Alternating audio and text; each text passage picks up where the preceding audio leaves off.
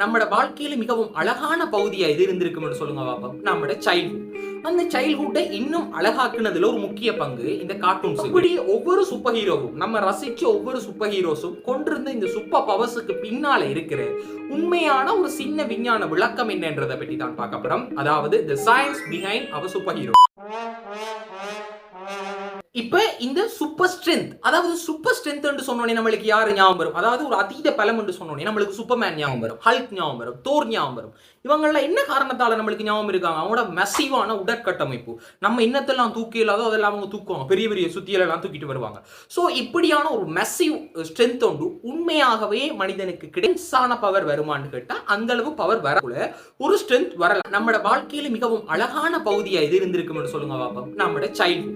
அந்த சைல்ட்ஹுட்டை இன்னும் அழகாக்குனதுல ஒரு முக்கிய பங்கு இந்த கார்ட்டூன்ஸ். இப்படி ஒவ்வொரு சூப்பர் ஹீரோவும் நம்ம ரசிச்ச ஒவ்வொரு சூப்பர் ஹீரோஸும் கொண்டிருந்த இந்த